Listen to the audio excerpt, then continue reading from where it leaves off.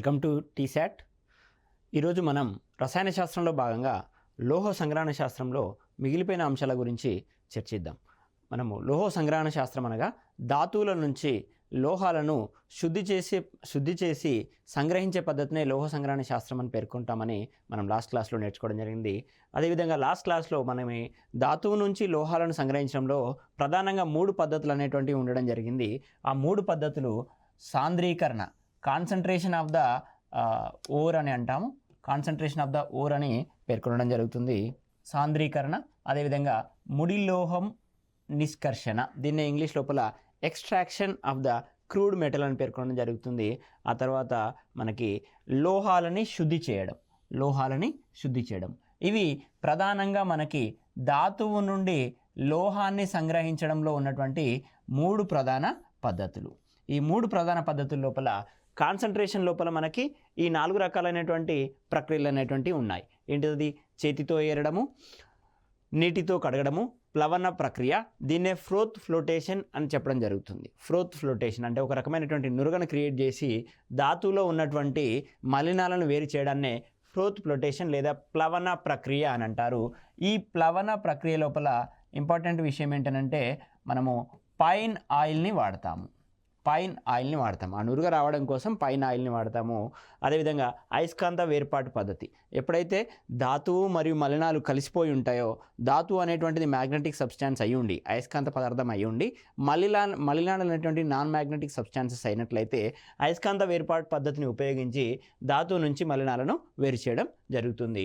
ఈ పరిమాణంలో పెద్దగా ఉన్నాయి, రంగులో వేరువేరుగా ఉన్నటువంటి మలినాలను వేరు చేయడం కోసం చేతితో ఏరడం, హ్యాండ్ పికింగ్ అని అంటాము ఇటువంటి పద్ధతిని. అదేవిధంగా నీటితో కడగడం, ఇసుక, మట్టి, రాళ్ళు లాంటి మలినాలను తొలగించడం కోసం నీటితో కడగడం అనేటువంటి ఈ 4 రకాల పద్ధతులను ఉపయోగించి ధాతువు నుంచి మలినాలను వేరుపరిచే ప్రక్రియనే సాంద్రీకరణ అని పేర్కొనడం జరుగుతుంది. ఈ విధంగా మలినాలను వేరుపరిచిన తర్వాత ఈ క్రూడ్ మెటల్ని ఎక్స్ట్రాక్ట్ చేయడాన్నే ముడి లోహము నిష్కర్షణ లేదా ఎక్స్ట్రాక్షన్ ఆఫ్ క్రూడ్ మెటల్ అని పేర్కొంటాము. ఈ పద్ధతి లోపల మనము లోహాలని 3 రకాలుగా విభజించడం అనేటువంటిది జరిగింది. 1 అధిక చర్యాశీలత కలిగినటువంటి లోహాలు, 2 మధ్యస్థ క్రియాశీలత కలిగినటువంటి లోహాలు, అదేవిధంగా అల్ప క్రియాశీలత కలిగినటువంటి లోహాలు. ఈ విధంగా లోహాల యొక్క క్రియాశీలత ఆధారంగా ఈ 2వ పద్ధతి లోపల మొత్తం లోహాలని 3 రకాలుగా వర్గీకరించి అధిక క్రియాశీలత కలిగినటువంటి లోహాలకి ఒక రకమైనటువంటి పద్ధతిని, మధ్యస్థ క్రియాశీలత కలిగినటువంటి లోహాలకి ఒక రకమైనటువంటి పద్ధతిని, అదేవిధంగా అల్ప క్రియాశీలత కలిగినటువంటి లోహాలకి మరో రకమైనటువంటి పద్ధతులను ఉపయోగించి ముడి లోహాన్ని మనము నిష్కర్షణ చేయడం అనేటువంటి జరుగుతుంది, ఎక్స్ట్రాక్ట్ చేయడం అనేటువంటి జరుగుతుంది. క్రూడ్ మెటల్ అని అంటున్నాము. సో చూడండి, ఇక్కడ అధిక క్రియాశీలత కలిగిన లోహాలు అనేటువంటివి హాలైడ్స్ మరియు ఆక్సైడ్స్ అనేటువంటివి ఉంటాయి. ఈ హాలైడ్స్, ఆక్సైడ్స్ని ద్రవ ధాతువు అని అంటాము. దాన్ని మనము లిక్విడ్ ఊర్ అని అంటాము. ఈ లిక్విడ్ ఊర్ని ఎలక్ట్రాలిసిస్ ప్రాసెస్కి సబ్జెక్ట్ చేసి మనం లోహాన్ని ఎక్స్ట్రాక్ట్ చేయడం అనేటువంటి జరుగుతుంది. సో విద్యుత్ విశ్లేషణ అనేటువంటి పద్ధతిని ఉపయోగించి మనము లోహాన్ని సంగ్రహించడం అనేటువంటి జరుగుతుంది. అదేవిధంగా మధ్యస్థ క్రియాశీలత కలిగినటువంటి లోహాలు అనేటువంటివి కార్బోనేట్ ధాతువుల రూపంలో, సల్ఫైడ్ ధాతువుల రూపంలో ఉంటాయి. ఈ భస్మీకరణము మరియు భర్జనము అనేటువంటి పద్ధతులను ఉపయోగించి సల్ఫైడ్ మరియు కార్బోనేట్ ధాతువు నుంచి లోహ ఆక్సైడ్ని పొందుతాము. ఈ లోహ ఆక్సైడ్ని పొందిన తర్వాత లోహ క్షయకరణం ఉపయోగించి, మెటాలిక్ రిడక్షన్ అని అంటాము, లోహ క్షయకరణం అనే పద్ధతిని ఉపయోగించి మనము లోహాన్ని పొందడం అనేటువంటిది జరుగుతుంది. ఈ లోహ క్షయకరణం లోపల మనకు 4 రకాలు ఉన్నాయి. కెమికల్ రిడక్షన్ అంటే రసాయన క్షయకరణం అని, స్వీయ క్షయకరణం అని, స్థానభ్రంశ పద్ధతి అని, విద్యుత్ విశ్లేషణ క్షయకరణం అని పేర్కొనడం జరుగుతుంది. రసాయన క్షయకరణం అంటే వేరే ఇంకొక రకమైనటువంటి రసాయన పదార్థాన్ని ఉపయోగించి ఇక్కడ ఏర్పడేటువంటి లోహ ఆక్సైడ్ని లోహంగా క్షయకరణం చెందించడాన్నే రసాయన క్షయకరణం అని. స్వీయ క్షయకరణం అని అంటే ఇక్కడ ఉన్నటువంటి లోహ ఆక్సైడ్ ఏదైతే ఉందో, ఇక్కడ ఏదైతే లోహం ఉందో ఇదే లోహము క్షయకరణిగా పనిచేస్తూ ఈ లోహ ఆక్సైడ్ నుంచి లోహాన్ని వేరు చేస్తుంది. దాన్ని మనం స్వీయ క్షయకరణము లేదా సెల్ఫ్ రిడక్షన్ అని అంటాము. అదేవిధంగా స్థానభ్రంశ పద్ధతి, ఏదైనా ఎక్స్ అనేటువంటి మరో లోహాన్ని ఉపయోగించి ఇక్కడ ఉన్నటువంటి లోహాన్ని డిస్ప్లేస్ చేసినట్లయితే దాన్ని స్థానభ్రంశ పద్ధతి అని అంటాము. ఫర్ ఎగ్జాంపుల్ నేను ఇక్కడ టైటానియం క్లోరైడ్ని తీసుకుంటున్నాను, TiCl4 అనేటువంటి తీసుకున్నాను. దీన్ని మెగ్నీషియంతో రియాక్ట్ చేసినప్పుడు మెగ్నీషియం అనేటువంటిది టైటానియంని డిస్ప్లేస్ చేసి మెగ్నీషియం క్లోరైడ్ MgCl2 అనేటువంటిది ఏర్పడుతుంది. ఇక్కడ 2 ఆటమ్స్ని తీసుకుంటే బ్యాలెన్స్ అవుతుంది 2 MgCl2 ప్లస్ టైటానియం అనేటువంటిది ఈ విధంగా సపరేట్ అనేటువంటి బయటికి రావడం జరుగుతుంది. దీన్నే స్థానభ్రంశ పద్ధతి అని అంటాము. దీన్నే థెర్మైట్ రియాక్షన్ అని కూడా అంటాము. ఈ చర్య గురించి మనం రాబోయే స్లైడ్లో మళ్ళీ చర్చిద్దాం. విద్యుత్ విశ్లేషణ క్షయకరణం, ఎలక్ట్రోలైటిక్ రిడక్షన్ అని అంటారు. ఇక్కడ లోహ ఆక్సైడ్ల నుంచి లోహాన్ని మనము ఎలక్ట్రోలైటిక్ పద్ధతి ద్వారా వేరు చేయాలి అని అనుకుంటే యానోడ్ని క్యాథోడ్ని ఉపయోగించి మలినాలన్నింటినీ ఏదైతే ఆక్సైడ్లు ఉన్నాయో ఆ ఆక్సైడ్లు అనేటువంటివి యానోడ్ వద్ద, మరి లోహాలు ఏవైతే ఉన్నాయో అవి యానోడ్ వద్ద డిపాజిట్ అయ్యే విధంగా మనము విద్యుత్ విశ్లేషణ క్షయకరణాన్ని ఉపయోగించవచ్చు. ఇది క్షయకరణ పద్ధతులు. అదేవిధంగా మనకు మూడవ పద్ధతి అయినటువంటి ఈ రకంగా ముడి లోహ నిష్కర్షణ లోపల 3 రకాల లోహాలని మనము సంగ్రహించడం జరుగుతుంది. అదేవిధంగా ఇంకొక రకమైనటువంటి అల్పక్రియాశీలత కలిగినటువంటి లోహాలు ఏవైతే ఉన్నాయో సల్ఫైడ్ ధాతు భర్జనం అనే ప్రక్రియని, ఇక్కడ కూడా భస్మీకరణము భర్జనము అనేటువంటి ప్రక్రియలని ఉపయోగిస్తున్నాము. ఈ చర్యల గురించి మనం స్థూలంగా రాబోయే స్లైడ్ల గురించి చర్చిద్దాము. అదేవిధంగా ఇక్కడ ఆక్సైడ్స్ వస్తాయి. ఆక్సైడ్స్ నుంచి క్షయకరణము లేదా భస్మీకరణము, మరలా లోహము, ఈ వచ్చినటువంటి లోహాన్ని శుద్ధి చేయడము, ఇక్కడ కూడా లోహాలను శుద్ధి చేయడము, ఇక్కడ కూడా లోహాలని శుద్ధి చేయడం అనేటువంటి ప్రక్రియ ద్వారా మనము లోహాలని పొందడం జరుగుతుంది. లోహాలను శుద్ధి చేయడం లోపల 4 ప్రధానంగా స్వేదనము అని అంటాము, పోలింగ్ అని అంటాము, ద్రవీకరణ ప్రక్రియ మరియు విద్యుత్ విశ్లేష శుద్ధి అని పేర్కొనడం జరుగుతుంది. స్వేదనము అంటే డిస్టిలేషన్ అని చెప్పడం జరిగింది. ఎప్పుడైతే బాయిలింగ్ పాయింట్స్ అనేటువంటివి వేరువేరుగా ఉంటాయో, మలినము మరియు లోహంతో ఉన్నటువంటి మలినము మరియు లోహం యొక్క బాయిలింగ్ పాయింట్స్ అనేటువంటి వేరువేరుగా ఉంటాయో ఆ క్రమంలో ఈ స్వేదనము లేదా డిస్టిలేషన్ అనేటువంటి పద్ధతిని ఉపయోగించి మనం లోహాన్ని శుద్ధి చేయడం జరుగుతుంది. పోలింగ్, ఎప్పుడైతే లోహంతో వాయువులు కలిసిపోయి ఉన్నాయో పోలింగ్, పచ్చి కర్రలతో లోహం మిశ్రమం లోపల కలిపినప్పుడు వాయువులు అనేటువంటివి ఎస్కేప్ అయిపోయి మనకు ప్యూర్ మెటల్ అనేటువంటి శుద్ధమైన లోహం అనేటువంటి లభిస్తుంది. అదేవిధంగా ద్రవీకరణ ప్రక్రియ అని అంటాము, దీన్నే లిక్వేషన్ అని ఇంగ్లీష్లో అంటాము. మెల్టింగ్ పాయింట్స్ ఎప్పుడైతే లోహము మరియు దాంతోపాటు ఉన్నటువంటి మలినము మెల్టింగ్ పాయింట్స్ ఎప్పుడైతే వేరువేరుగా ఉన్నాయో అప్పుడు ఈ లిక్వేషన్ అనేటువంటి పద్ధతిని ఉపయోగించి లోహాన్ని శుద్ధి చేయడం జరుగుతుంది. విద్యుత్ విశ్లేషణ పద్ధతి దీన్నే ఎలక్ట్రోలైటిక్ రిడక్షన్, ఎలక్ట్రోలైటిక్ ప్యూరిఫికేషన్ అని అంటాము. ఈ ఎలక్ట్రోలైటిక్ ప్యూరిఫికేషన్ పద్ధతి లోపల అశుద్ధ లోహాన్ని యానోడ్ గాను, శుద్ధ లోహాన్ని క్యాథోడ్ గాను ఉపయోగించి మనము లోహాన్ని శుద్ధి చేయడం అనేటువంటిది జరుగుతుంది. ఇది మనకు ప్రధానంగా ఉన్నటువంటి 3 పద్ధతులు. 3 పద్ధతుల లోపల ఉండేటువంటి చిన్న చిన్న ఏవైతే స్టెప్స్ ఉన్నాయో ఆ స్టెప్స్ అనేటువంటి ఇక్కడ స్థూలంగా చర్చించడం జరిగింది. ఆ తర్వాత మనకి ఈ లోహ సంగ్రహణ శాస్త్రంలో ప్రధానంగా ఉపయోగించినటువంటి టెక్నిక్స్ ఏవైతే ఉన్నాయో భస్మీకరణము, భర్జనము, అదేవిధంగా గలనము అనేటువంటి ఇంకొక ప్రక్రియ కూడా ఉంది. ఆ ప్రక్రియల గురించి మనకు పోటీ పరీక్షల లోపల డైరెక్ట్గా అడుగుతున్నటువంటి సందర్భాలు అనేకం ఉన్నాయి కాబట్టి వాటి గురించి ఒకసారి స్థూలంగా చర్చిద్దాం. లోహ సంగ్రహం లోపల వాడే కొన్ని ముఖ్యమైన పద్ధతులు. 1వ పద్ధతిగా నేను ఇక్కడ ప్రగలనము అని తీసుకున్నాను. దీన్నే ఇంగ్లీష్లో స్మెల్టింగ్ అని పేర్కొంటాము. పోటీ పరీక్షల లోపల స్మెల్టింగ్ అని డైరెక్ట్గా ఇంగ్లీష్ పదాన్ని వాడి ప్రశ్నలు అడుగుతున్నారు కాబట్టి ఇక్కడ ఇంగ్లీష్ పదాన్ని కూడా మనం గుర్తుంచుకోవాల్సినటువంటి అవసరం ఉంది. స్మెల్టింగ్ అంటే ప్రగలనము అని గుర్తుంచుకోండి. ఈ ప్రగలనం లోపల ఏం చేస్తున్నామంటే మనం లోహానికి ఇంధనాన్ని యాడ్ చేస్తున్నాము. ఇంధనం అంటే ఫ్యూయల్ని యాడ్ చేసి మనము ఫ్లక్స్ని యాడ్ చేస్తున్నాం. ఫ్యూయల్ని యాడ్ చేస్తున్నాం. ఫ్యూయల్గా ఫర్ ఎగ్జాంపుల్ నేను ఇక్కడ కార్బన్ని యాడ్ చేస్తున్నా. అదేవిధంగా ఫ్లక్స్ అని అంటాం. ఫ్లక్స్ అని అంటే ద్రవకారి. ఎప్పుడైతే లోహం లోపల ఉన్నటువంటి మలినాలు అనేటువంటివి ఉంటాయో ఆ మలినాలను తొలగించడానికి బయట నుంచి అదనంగా కలిపేటువంటి పదార్థాన్ని మనము ఫ్లక్స్ అని పేర్కొనడం జరుగుతుంది. ఇంకొక విషయం నేను ఇక్కడ చెప్పదలుచుకున్నాను ఏంటంటే లోహంతో కలిసిపోయినటువంటి మలినాలను గ్యాంగు అనేటువంటి పదంతో పిలుస్తారు. దాన్ని మనం లోహ మలినము అని అంటాము, గ్యాంగు. ఈ గ్యాంగు, ఫ్లక్స్, స్మెల్టింగ్ ఇలాంటి పదాలన్నీ కూడా మనకు పోటీ పరీక్షల్లో పునరావృతమైనటువంటి అంశాలే. ఫ్లక్స్ అని అంటే లోహంతో కలిసిపోయి ఉన్నటువంటి మలినాలని తొలగించడం కోసం బయట నుంచి మనం కలిపేటువంటి పదార్థాన్ని ఫ్లక్స్ అని పేర్కొంటాము.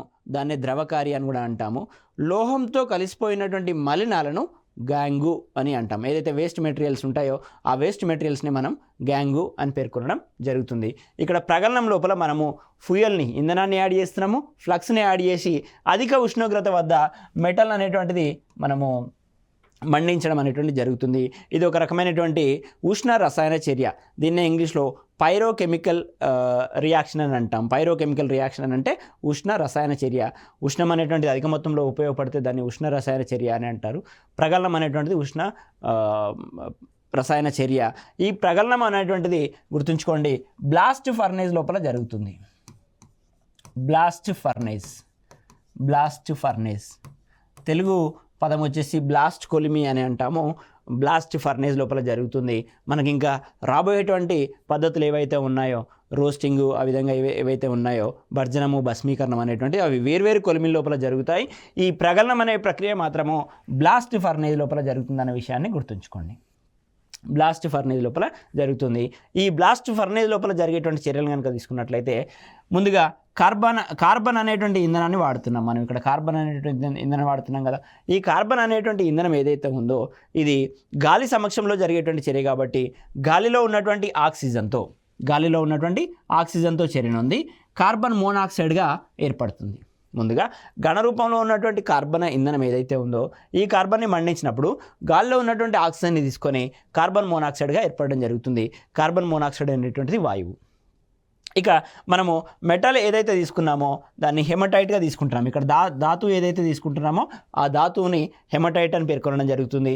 హెమటైట్ అనేటువంటి ధాతువు యొక్క రసాయన నామం కనుక చూసినట్లయితే Fe2O3 ఐరన్ ఆక్సైడ్ అని పేర్కొనడం జరుగుతుంది. ఈ ఐరన్ ఆక్సైడ్ని కార్బన్ మోనాక్సైడ్తో చర్యనందించినప్పుడు ఇక్కడ ఏర్పడేటువంటి కార్బన్ మోనాక్సైడ్ ఏదైతే ఉందో ఈ కార్బన్ మోనాక్సైడ్ అనేటువంటిది ఐరన్ ఆక్సైడ్తో చర్యనొంది మనకు ద్రవ రూపంలో ఐరన్ అనేటువంటిది విడుదల కావడం జరుగుతుంది. నేను ఇంతకుముందే చెప్పాను, ఇది ఒక ఉష్ణ రసాయన చర్య. ఉష్ణం అనేటువంటి అధిక ఉష్ణోగ్రతల వద్ద ఇది జరుగుతుంది. ఇక్కడ మనం ఇంధనాన్ని ఉపయోగించి మండించడం జరుగుతుంది. ఈ మండించిన కారణంగానే ఇక్కడ ఏర్పడేటువంటి లోహం ఏదైతే ఉందో ఈ లోహం అనేటువంటిది ద్రవ రూపంలో ఉంటుంది. ఆ రకంగా ఈ ద్రవ రూపంలో ఉన్నటువంటి ఐరన్ అనేటువంటిది విడుదలవుతూనే కార్బన్ మోనాక్సైడ్ అనేటువంటిది కార్బన్ డయాక్సైడ్గా మార్పు చెందడం జరుగుతుంది. ఇక్కడ హెమటైట్ లోపల Fe2O3 అనగా 3 ఆక్సిజన్ పరమాణువులు అనేటువంటివి ఉన్నాయి. ఈ 3 ఆక్సిజన్ పరమాణువులని 3 కార్బన్ మోనాక్సైడ్ అణువులు గ్రహించిన కారణంగా 3 కార్బన్ డయాక్సైడ్ అణువులు అనేటువంటివి ఏర్పడతాయి. ఇక్కడ ఐరన్ Fe2O3 నుంచి ఆక్సిజన్ రిమూవ్ చేయబడ్డ కారణంగా మనకు ఐరన్ అనేటువంటిది శుద్ధమైన ద్రవ స్థితిలో ఇక్కడ లభిస్తుంది. ఆ రకంగా మనకి ఐరన్ అనేటువంటిది లభిస్తుంది. మనం ఇంకొకటి యాడ్ చేసాము. ఇక్కడ యాడ్ చేసినటువంటి పదార్థాన్ని ద్రవకారి లేదా ఫ్లక్స్ అని పేర్కొనడం జరుగుతుంది. ఇక్కడ ఎప్పుడైతే ద్రవకారిగా సున్నప్రాయిని యాడ్ చేస్తామో, ద్రవకారిగా సున్నప్రాయి లేదా కాల్షియం కార్బోనేట్ని యాడ్ చేస్తాము. ఈ పర్టికులర్ చర్య లోపల ద్రవకారిగా కాల్షియం కార్బోనేట్ అనేటిది యాడ్ చేయడం జరుగుతుంది. గుర్తుంచుకోండి, ధాతువులని ఆధారం చేసుకొని వేర్వేరు ద్రవకారులను మనం ఉపయోగిస్తాము.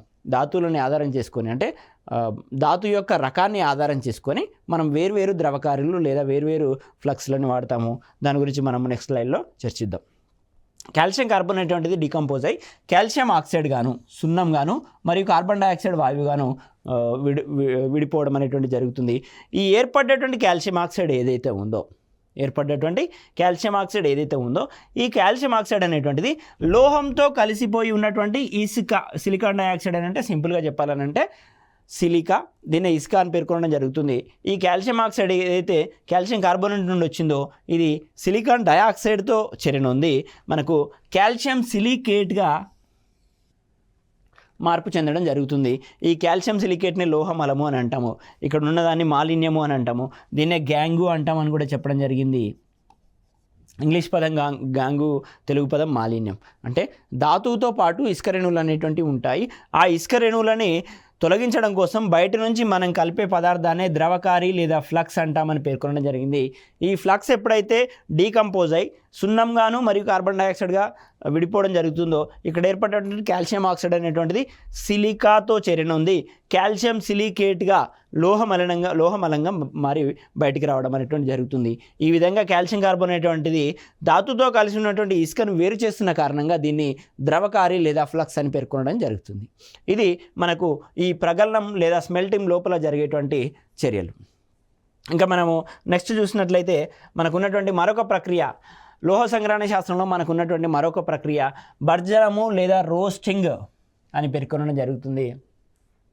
సో ఈ రోస్టింగ్కి స్మెల్టింగ్కి ఉన్నటువంటి డిఫరెన్సెస్ని మనం పోటీ పరీక్షల్లో అనేకసార్లు చూడడం జరిగింది. భర్జనము అంటే ఏదైనా ఒక ధాతువుని ఆక్సిజన్ సమక్షంలో మండించడం. నేను ఇంతకుముందే చెప్పాను, మండించడం అంటే ఉష్ణాన్ని ఇవ్వడము. ఉష్ణాన్ని ఇచ్చినట్లయితే అటువంటి రసాయన చర్యను ఉష్ణ రసాయన చర్య పేర్కొంటారు. ఇక్కడ భర్జనము అనేటువంటిది కూడా ఒక ఉష్ణ రసాయన చర్య. ఈ భర్జన ప్రక్రియ లోపల ఆక్సిజన్ అందుబాటులో, గాలి అందుబాటులో ఉంచి మనము ధాతువుని మండించడం అనేటువంటి జరుగుతుంది.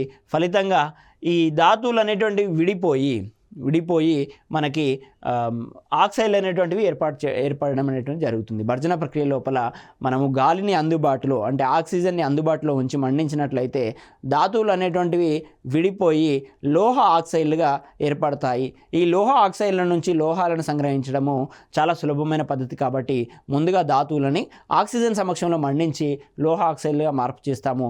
ఈ ప్రక్రియనే, ఈ రకమైనటువంటి ఉష్ణ రసాయన చర్యనే మనము భర్జనము అని పేర్కొనడం జరుగుతుంది. ఉదాహరణగా నేను ఇక్కడ ఒక రియాక్షన్ ఇవ్వడం జరిగింది. ZnS, దీన్నే జింక్ బ్లెండ్ అని అంటాం. ఈ ధాతువునే జింక్ బ్లెండ్ అని అంటాము. ఇది జింక్ని సంగ్రహించడం కోసం ఉన్నటువంటి ధాతువు. PbS అంటే లెడ్ సల్ఫేట్, దాన్ని గ్యాలీనా అంటామని చెప్పడం జరిగింది. రెండింటికి పోలిక ఉన్న కారణంగా జింక్ బ్లెండ్ని PbSని గుర్తుంచుకోండి అని కూడా చెప్పడం జరిగింది. గ్యాలీనా అంటే PbS, జింక్ బ్లెండ్ అంటే ZnS. ఎప్పుడైతే జింక్ బ్లెండ్ అనేటువంటిది లేదా జింక్ సల్ఫైడ్ అనేటువంటిది ఘన రూపంలో ఉన్నటువంటి జింక్ బ్లెండ్ అనేటువంటిది వాయు రూపంలో ఉన్నటువంటి ఆక్సిజన్తో చెరనొందినప్పుడు, దహనం చెందినప్పుడు మనకు జింక్ ఆక్సైడ్ అనేటువంటిది ఏర్పడుతుంది. దీన్నే మనము లోహ ఆక్సైడ్ అని పేర్కొనడం జరుగుతుంది. లోహ ఆక్సైడ్గా పేర్కొనడం జరుగుతుంది. ఈ లోహ ఆక్సైడ్ నుంచి లోహాన్ని సపరేట్ చేయడం, వేరు చేయడం అనేటువంటిది చాలా సులభమైనటువంటి పద్ధతి. దీంతోపాటు సల్ఫర్ డయాక్సైడ్ అనేటువంటిది వాయువు అనేటువంటిది ఏర్పడుతుంది. ఈ రకంగా జింక్ ఆక్సైడ్ అనేటువంటిది లోహ ఆక్సైడ్ నుంచి మనం లోహాన్ని వేరు చేస్తాము. సల్ఫర్ డయాక్సైడ్ అనే వాయువు కూడా లోహంతో కలిసిపోయి ఉంటుంది. ఈ సల్ఫర్ డయాక్సైడ్ వాయువుని సపరేట్ చేయడం కోసం, వేరుపరచడం కోసము మనము పోలింగ్ అనే టెక్నిక్ని వాడతామని కూడా ఇంతకుముందు నేర్చుకోవడం జరిగింది. పోలింగ్ అని అంటే పచ్చి కర్రలను ఉపయోగించి ఆ లోహ మిశ్రమం లోపల ఇలా తిప్పినట్లయితే ఆ ఉన్నటువంటి వాయు అణువులు ఏవైతే ఉన్నాయో వాయు అణువులు అనేటువంటి ఎస్కేప్ అవ్వడం జరుగుతుంది. దాన్నే పోలింగ్ టెక్నిక్గా మనం చెప్పడం జరిగింది. ఇంకా మనకి ఉన్నటువంటి మరో ప్రక్రియ భస్మీకరణం. దీన్నే ఇంగ్లీష్ లోపల క్యాల్సినేషన్ అని అంటాము. రోస్టింగ్, క్యాల్సినేషన్కి కూడా డిఫరెన్సెస్ అడిగినటువంటి సందర్భాలు మన పోటీ పరీక్ష లోపల అనేక సందర్భాల్లో అడగడం జరిగింది. రోస్టింగ్ అనేటువంటిది గాలి సమక్షంలో లేదా ఆక్సిజన్ సమక్షంలో జరిగితే, భస్మీకరణము లేదా క్యాల్సినేషన్ అనేటువంటిది ఆక్సిజన్ అందుబాటులో లేని పరిస్థితి లోపల ఈ రసాయన చర్య అనేటువంటిది జరుగుతుంది. మరోసారి చెప్తున్నాను, రోస్టింగ్ అనేటువంటిది ఆక్సిజన్ సమక్షంలో లేదా గాలి సమక్షంలో జరిగినట్లయితే, క్యాల్సినేషన్ అనేటువంటిది గాలి అందుబాటులో లేకుండా, ఆక్సిజన్ లేకుండా మనకు క్యాల్సినేషన్ లేదా భస్మీకరణము అనేటువంటి ప్రక్రియ జరుగుతుంది. ఇదే ఈ రెండింటికి ఉన్నటువంటి, రోస్టింగ్కి క్యాల్సినేషన్కి ఉన్నటువంటి ప్రధానమైన తేడా అనేటువంటిది ఆక్సిజన్ అందుబాటులో ఉండడం లేదా గాలి సమక్షంలో మండించడము లేదా గాలి లేకుండా మండించడం అనేటువంటి ఒకే ఈ భస్మీకరణం అనేటువంటిది కూడా పైరోకెమికల్ రియాక్షన్, అంటే ఉష్ణ రసాయన చర్య. ఇందులోపల ఉష్ణ మార్పిడి అనేటువంటిది అధిక మొత్తంలో ఉంటుంది.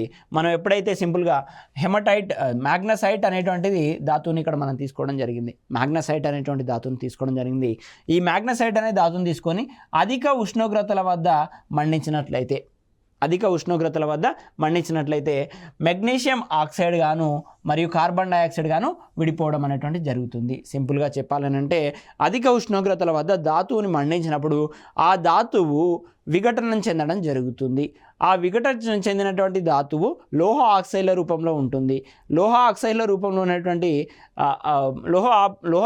నుంచి మనం లోహాన్ని సులభంగా గ్రహించవచ్చు. ఈ విధంగా మ్యాగ్నసైట్ అనేటువంటి ధాతువుని తీసుకున్నప్పుడు మెగ్నీషియం ఆక్సైడ్ గాను కార్బన్ డయాక్సైడ్ గాను విడిపోవడం జరుగుతుంది. ఈ మెగ్నీషియం ఆక్సైడ్ నుంచి మనం మెగ్నీషియంని సంగ్రహించవచ్చు. అదేవిధంగా మరొక ఎగ్జాంపుల్ ఇక్కడ లైమ్ స్టోన్ ఇవ్వడం జరిగింది. కాల్షియం కార్బోనేట్ని ఎప్పుడైతే అధిక ఉష్ణోగ్రతల వద్ద మండిస్తామో, ఈ అధిక ఉష్ణోగ్రతల వద్ద మండించినప్పుడు మనకి కాల్షియం ఆక్సైడ్ మరియు కార్బన్ డయాక్సైడ్ అనేటువంటి రెండు పదార్థాలుగా విడిపోవడం అనేటువంటి జరుగుతుంది. మనకి ఏదైతే ఫస్ట్ చెప్పినటువంటి ప్రగలన ప్రక్రియ ఉందో, ఆ ప్రగలన ప్రక్రియ అనేటువంటిది బ్లాస్ట్ ఫర్నేజ్ లేదా బ్లాస్ట్ కొలిమిలో జరుగుతుంది. ఈ క్యాల్సినేషన్ అనేటువంటిది రీవర్బేటరీ ఫర్నేజ్ లేదా రీవర్బేటరీ కొలిమి లోపల జరుగుతుంది. ఈ రెండు విషయాలను గుర్తుంచుకోండి. మనకు ప్రగలనం అనేటువంటిది బ్లాస్ట్ ఫర్నేజ్లో జరిగినట్లయితే, భస్మీకరణం అనేటువంటిది రీవర్బేటరీ ఫర్నేజ్ లోపల జరుగుతుంది. భస్మీకరణం లోపల ఆక్సిజన్ అందుబాటులో లేకుండా మనం చర్యను అందిస్తాము. మనకి ఉన్నటువంటి రోస్టింగ్ లోపల ఆక్సిజన్ సమక్షంలో ధాతువుని మండిస్తాము, ఫలితంగా ధాతువులు అనేటువంటి విఘటనం చెంది లోహ ఆక్సైడ్ల రూపంలో లభిస్తాయి. ఈ స్మెల్టింగ్కి క్యాల్సినేషన్కి ఉన్నటువంటి డిఫరెన్స్, అదేవిధంగా రోస్టింగ్కి క్యాల్సినేషన్కి ఉన్నటువంటి డిఫరెన్స్ని గమనించండి. పరీక్షల్లో ఇవే ప్రధానంగా అడుగుతున్నటువంటి సందర్భాలు అనేకంగా ఉన్నాయి. అదేవిధంగా నేను ఇంతకుముందు చెప్పినట్టు ఫ్లక్స్ లేదా ద్రవకారి అని అంటాము. ఫ్లక్స్ లేదా ద్రవకారి మరొకసారి నిర్వచనం చెప్పాలని అనుకుంటే, ధాతువుతో పాటు అనేక మలినాలు అనేటువంటివి ఉంటాయి. ఇసుక కావచ్చు, మట్టి రేణువులు కావచ్చు, అదేవిధంగా వివిధ రకాల రాళ్ళ వంటి పదార్థాలు అనేటువంటివి ధాతువుతో కలిసిపోయి ఉంటాయి. ఈ ధాతువుతో కలిసిపోయినటువంటి మలిన పదార్థాలని తొలగించడం కోసం బయట నుండి మనము అదనంగా కలిపేటువంటి పదార్థాన్ని ద్రవకారి లేదా ఫ్లక్స్ అని పేర్కొనడం జరుగుతుంది. ద్రవకారి లేదా ఫ్లక్స్ అని పేర్కొనడం జరుగుతుంది. ఇక్కడ ద్రవకారిని కలిపినప్పుడు ఉన్నటువంటి వ్యర్థ పదార్థాలను కలిసిపోయే విధంగా సమ్మేళనాల రూపంలో బయటకు వస్తుంది. దీన్ని మనం లోహమలం అంటామో, దీన్ని బయటికి పంపించడం జరుగుతుంది. ఇక్కడ మనం గమనించాల్సినటువంటి అంశం ఏదైతే ఉందో, సో ఆమ్లయుత ఫ్లక్స్ మరియు క్షారయుత ఫ్లక్స్ అని రెండు రకాలుగా ఉంటుంది. మనకు ధాతువు కనుక ఆమ్లయుతంగా ఉన్నట్లయితే దానికి క్షారయుతంగా ఉండేటువంటి ఫ్లక్స్ని కలపాలి. ఒకవేళ ధాతువు కనుక క్షారయుతంగా ఉన్నట్లయితే, క్షార లక్షణాన్ని కలిగి ఉన్నట్లయితే, మనం కలిపేటువంటి ఫ్లక్స్ లేదా ద్రవకారి ఏదైతే ఉందో అది ఆమ్లయుతంగా ఉండే విధంగా చూసుకోవాలి, ఆమ్ల లక్షణాలను కలిగి ఉండే విధంగా చూసుకోవాలి. ఈ విధంగా ఇప్పుడు నేను ఇక్కడ 2 ఎగ్జాంపుల్స్ అనేటువంటిది ఇవ్వడం జరిగింది. ఇక్కడ సిలికా అనేటువంటిది గ్యాంగుగా ఉంది, అంటే వ్యర్థ పదార్థంగా ఉంది. సిలికా అనేటువంటిది గ్యాంగు లేదా వ్యర్థ పదార్థంగా ఉన్నట్టు. ఈ సిలికా అనేటువంటిది ఆమ్లయుతంగా ఉంది. ఈ సిలికా అనేటువంటిది ఆమ్లయుతంగా ఉంది. ఆమ్లయుతంగా ఉన్నటువంటి సిలికాని లేదా గ్యాంగు లేదా మలిన పదార్థాన్ని తొలగించడం కోసము నేను క్షారయుతంగా ఉండేటువంటి కాల్షియం ఆక్సైడ్ని తీసుకోవడం జరిగింది. ఈ మెటల్ అనేటువంటిది ఆక్సిజన్తో చర్య ఉంది, మెటల్ ఆక్సైడ్ అనేటువంటిది ఏర్పడింది. ఈ మెటల్ ఆక్సైడ్ వాటర్తో చర్య నొందినట్లయితే మనకు కాల్షియం హైడ్రాక్సైడ్ అనేటువంటి క్షారం లభిస్తుంది. కాబట్టి కాల్షియం ఆక్సైడ్ అనేటువంటిది మనకి క్షారయుతంగా ఉంటుంది. ఈ క్షారయుతంగా ఉన్నటువంటి ద్రవకారి లేదా ఫ్లక్స్ని ఆమ్లయుతంగా ఉన్నటువంటి సిలికాతో కలిపినట్లయితే కాల్షియం సిలికేట్ అనేటువంటిది, ద్రవ రూపంలో ఉన్న కాల్షియం సిలికేట్ అనేటువంటిది బయటికి రావడం జరుగుతుంది. దీన్నే మనం లోహమలం అని పేర్కొనడం జరుగుతుంది. ఇంకా చూసినట్లయితే నెక్స్ట్ మనకి ఐరన్ ఆక్సైడ్ అనేటువంటిది గ్యాంగుగా ఉన్నట్లయితే, ఐరన్ ఆక్సైడ్ అనేటువంటిది గ్యాంగు అంటే ఇది క్షారయుతంగా ఉంది. క్షారయుతంగానే మనకి మలినం అనేటువంటిది ఉంది. అప్పుడు ఆమ్లయుతంగా ఉన్న సిలికాని మనము ద్రవకారిగా వాడవచ్చు. కన్ఫ్యూజ్ కాకండి, ఇక్కడ సిలికా అనేటువంటిది ఆమ్లయుతంగా పనిచేస్తుంది, ఇక్కడ సిలికా అనేటువంటిది క్షారయుతంగా పనిచేస్తుంది. ఎందుకనంటే ఇక్కడ ఇది ఆమ్లయుతంగా పనిచేయడానికి ఇక్కడ కాల్షియం లోహం అనేటువంటిది ఉంది. రిలేటివ్గా చూసినప్పుడు, దీంతో కంపేర్ చేసినప్పుడు ఇది ఆమ్లయుతంగా పనిచేస్తుంది. కానీ ఐరన్తో కంపేర్ చేసినప్పుడు అదే సిలికాన్ డయాక్సైడ్ అనేటువంటిది క్షారయుతంగా పనిచేస్తుంది. ఇక్కడ ఇది ఐరన్ ఆక్సైడ్ అనేటువంటిది ఘన రూపంలో ఉన్నటువంటి మలినాన్ని తొలగించడం కోసము ఈ క్షారయుతంగా ఉన్నటువంటి సిలికాని యాడ్ చేస్తున్నాము. మొత్తంగా మనకి ఐరన్ సిలికేట్ అనేటువంటిది లోహమలంగా బయటికి రావడం జరుగుతుంది. ఇది మనము ధాతువుని శుభ్రం చేయడంలో ఫ్లక్స్ని కలిపేటువంటి విధానము. అదేవిధంగా లోహ సంగ్రహణ శాస్త్రంలో ఉన్నటువంటి గలనము, భస్మీకరణము మరియు స్మెల్టింగ్ అనేటువంటి భర్జనము అనేటువంటి 3 పద్ధతుల గురించి చర్చించడం జరిగింది. ఆ తర్వాత మనకు ఈ పద్ధతుల లోపల మనకి లోహాలకి ఉన్నటువంటి ఒక ప్రత్యేకమైన ధర్మం అనేటువంటిది తుప్పు పట్టడము లేదా కొరోజన్ అని పేర్కొనడం జరుగుతుంది. ఫర్ ఎగ్జాంపుల్ ఇప్పుడు మనం ఇనుమును కనుక చూసినట్లయితే, ఇనుము అనేటువంటిది చిలుము రావడం అనేటువంటి జరుగుతుంది. వెండి పదార్థాలను కనుక చూసినట్లయితే, వెండి పదార్థాలు గాలిలో ఉన్నటువంటి సల్ఫర్తో చేరినది సల్ఫైడ్లను ఏర్పరిచిన కారణంగా అవి కాంతి విహీనంగా తయారవడం అనేటువంటి జరుగుతుంది. మనం వెండి ఆభరణాలను ధరించినప్పుడు కొద్ది కాలం గడిచిన తర్వాత వాతావరణంలో ఉన్న సల్ఫర్ డయాక్సైడ్తో చేరినందున కారణంగా అవి కాంతి విహీనంగా మారడం అనేటువంటిది జరుగుతుంది. అదేవిధంగా ఐరన్ కూడా అదేవిధంగా. ఇంకా కాపర్ మరియు ఇటువంటి పదార్థాలను తీసుకున్నట్లయితే వాటిపైన బ్లూ కలర్ లేయర్ అనేటువంటిది, నీలిరంగు ఒక రకమైనటువంటి తుప్పు అనేటువంటిది ఫామ్ అవ్వడం జరుగుతుంది. బ్లూ కలర్ లేయర్ అనేటువంటి ఫామ్ అవ్వడం జరుగుతుంది. ఇవన్నీ కూడా లోహ క్షయానికి ఉదాహరణలుగా మనం చెప్పవచ్చు. దీన్నే మనం ఇంగ్లీష్ లోపల కొరోజన్ అని పేర్కొనడం జరుగుతుంది. ఈ కొరోజన్ కారణంగా మనకు అనేక రకాల నష్టాలు అనేటువంటివి ఉన్నాయి. కొరోజన్ కారణంగా అనేక రకాల నష్టాలు అనేటువంటివి ఉన్నాయి. ఫర్ ఎగ్జాంపుల్ మనము ఇనుమును ఉపయోగించి బ్రిడ్జ్లను కట్టడం అనేటువంటిది జరుగుతుంది, వంతెనలను కట్టడం జరుగుతుంది. ఎప్పుడైతే ఇనుమును ఉపయోగించి వంతెనలను నిర్మాణం చేశామో ఈ ఇనుము తుప్పుపట్టిన కారణంగా వంతెన యొక్క సామర్థ్యం జరిగిపోయి ప్రమాదాలు జరిగేటువంటి అవకాశం ఉంది. కాబట్టి ఈ ఇనుము ఎప్పుడైతే తుప్పు పట్టడం అనేటువంటి అంశం ఉందో ఈ తుప్పు పట్టడము లేదా కొరోజన్ని నివారణకి మనము కొన్ని పద్ధతులను ఉపయోగించాల్సి ఉంటుంది.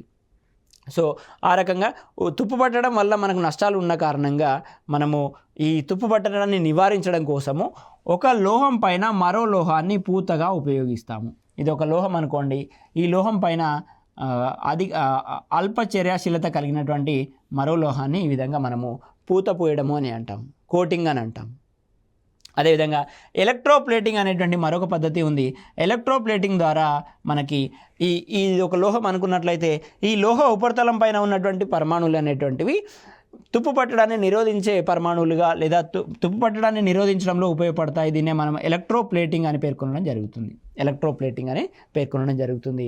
ఈ రకంగా ఒక లోహం పైన మరో లోహాన్ని కోటింగ్ వేయడం, అదేవిధంగా ఒక లోహం కనుక తీసుకున్నట్లయితే ఎలక్ట్రోప్లేటింగ్ ద్వారా మరొక పూతని సృష్టించి తుప్పుని కొరోజన్ని నివారించడం అనేటువంటి పద్ధతుల ద్వారా మనము ఈ కొరోజన్ని నివారించవచ్చు.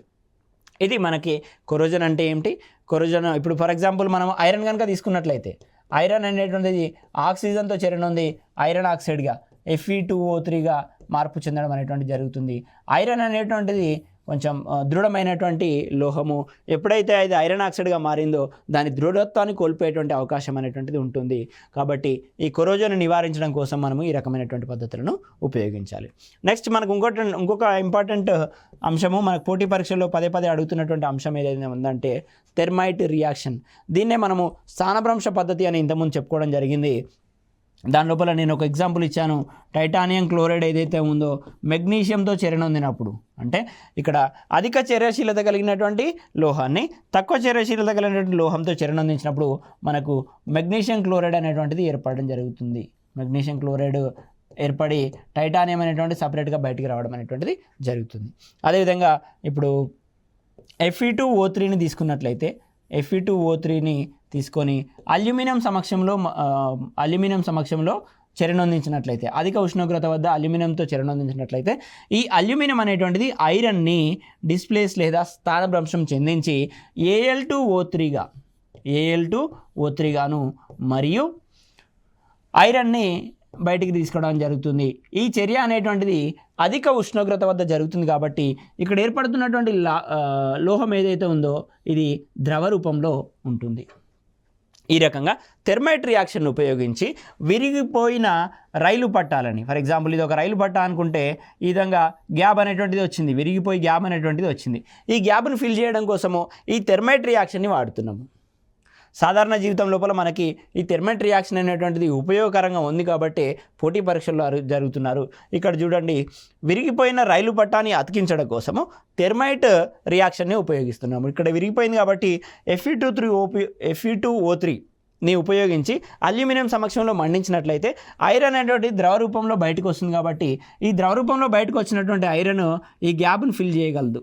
ఈ రకంగా గ్యాప్ను ఫిల్ చేసి ఈ విరిగిపోయిన పట్టాన్ని అతికించడం లోపల ఉపయోగపడుతుంది. కాబట్టి ఈ రియాక్షన్ అనేటువంటిది చాలా ఉపయోగకరంగా ఉంటుంది. ఆ రియాక్షన్ని మనం థెర్మైట్ రియాక్షన్ అని అంటామని గుర్తుంచుకోండి. నెక్స్ట్ మనము లోహాల నుంచి ఒక లోహాన్ని ఇంకొక లోహంతో కలిపిన కారణంగా ఏర్పడేటువంటి దాన్ని లోహ మిశ్రమము లేదా అల్లాయ్ అని పేర్కొనడం జరుగుతుంది. ఈ అల్లాయ్ల గురించి కూడా మనకు ప్రశ్నలు అనేటువంటి పోటీ పరీక్షల్లో వస్తున్నాయి. ఒకసారి చూద్దాము. బ్రాంజ్ అనేటువంటి అల్లాయ్ కనుక తీసుకున్నట్లయితే కాపర్ని టిన్ని కలిపిన కారణంగా మనకు వచ్చేటువంటి అల్లాయ్ పేరే బ్రాంజ్ అని పేర్కొనడం జరుగుతుంది. అదేవిధంగా కాపర్ని ప్లస్ జింక్ని Cu+Zn కలిపిన కారణంగా వచ్చేటువంటి లోహ మిశ్రమాన్ని మనము బ్రాస్ అని పేర్కొనడం జరుగుతుంది. అదేవిధంగా టిన్ని మరియు కాపర్ని కలిపిన కారణంగా మనకు వచ్చేటువంటిది సోల్డర్ అని అంటాము. ఇక్కడ కూడా కాపర్ని మరియు టిన్ని కలపడం జరిగింది. కానీ ఇక్కడ కాపర్ టిన్ ఒక పర్సంటేజీలు శాతాలు ఏవైతే ఉన్నాయో ఇక్కడ టిన్ కాపర్లో ఉండేటువంటి శాతాలు అనేటువంటివి వేరుగా ఉంటాయి. ఇక్కడ టిన్ అనేటువంటిది మేజర్ లోహంగా అంటే ప్రధాన లోహంగా ఉంటూ కాపర్ అనేటువంటిది కొద్ది పరిమాణంలో ఉంటుంది. ఇక్కడ కాపర్ అనేటువంటిది ఎక్కువ పరిమాణంలో ఉంటూ టిన్ అనేటువంటి తక్కువ పరిమాణంలో ఉంటుంది. ఆ విధంగా వచ్చినటువంటి దాన్ని సోల్డర్ అని అంటాము. సోల్డరింగ్ చేయడం లోపల మనం దీన్నే వాడతాము. అదేవిధంగా నెక్స్ట్ మరొక ఇంపార్టెంట్ లోహ మిశ్రమము లేదా అల్లా ఏమన్నా ఉందని అంటే అదే డ్యూరాల్యూమిన్ అని అంటాము. అల్యూమినియంని కాపర్తో కలిపిన కారణంగా వచ్చేటువంటి లోహ మిశ్రమాన్ని మనం డ్యూరాల్యూమిన్ అని పేర్కొనడం జరుగుతుంది. అదేవిధంగా చివరిగా మనకి స్టీల్ అనేటువంటి లోహ మిశ్రమం ఉంది. ఐరన్ని మనకు ప్రధానంగా ఐరన్ అనేటువంటిది ఉంటుంది. ఈ ఐరన్ తోటి small amounts of other metals like కార్బన్ని కలిపినప్పుడు మనకు వచ్చేటువంటిది స్టీల్ అని ఒకసారి చూడవచ్చు. బ్రాంజ్ యొక్క యూజెస్ అనేటువంటివి బెల్స్ లోపల, అదే విధంగా షిప్ ప్రొపెల్లర్స్ లోపల మనం యూజ్ చేయడం అనేటువంటిది జరుగుతుంది. ప్రాపర్టీస్ వచ్చేసి ఈ బ్రాంజ్ అనేటువంటిది strong, hard and resistant to కొరోజన్, తుప్పు పట్టడానికి నిరోధకతను చూపిస్తుంది మరియు దృఢత్వాన్ని కలిగి ఉంటుంది. బ్రాస్ని కనుక చూసినట్లయితే సేమ్ అవే ప్రాపర్టీ, స్ట్రాంగ్, హార్డ్గా ఉండడం, రెసిస్టెన్స్ టు కొరోజన్ అనేటువంటిది కామన్గా ఉంది. ఇక్కడ సోల్డర్ అనేటువంటిది లో మెల్టింగ్ పాయింట్ని కలిగి ఉంది.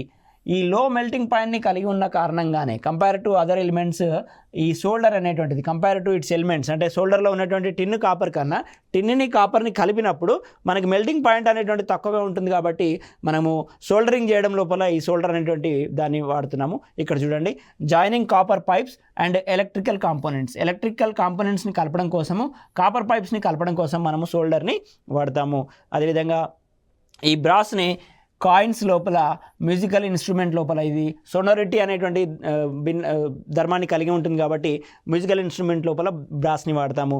డ్యూరాల్యూమిన్ లోపల లైట్ వెయిట్ని కలిగి ఉంటుంది కాబట్టి ఎయిర్ క్రాఫ్ట్ పార్ట్స్ని తయారు చేయడం కోసం. ఇక్కడ చూడండి, లైట్ వెయిట్, తక్కువ భారాన్ని కలిగి ఉంటూనే దృఢత్వాన్ని కలిగి ఉంటుంది కాబట్టి డ్యూరాల్యూమిన్ని ఎయిర్ క్రాఫ్ట్ లోపల వాడతాము.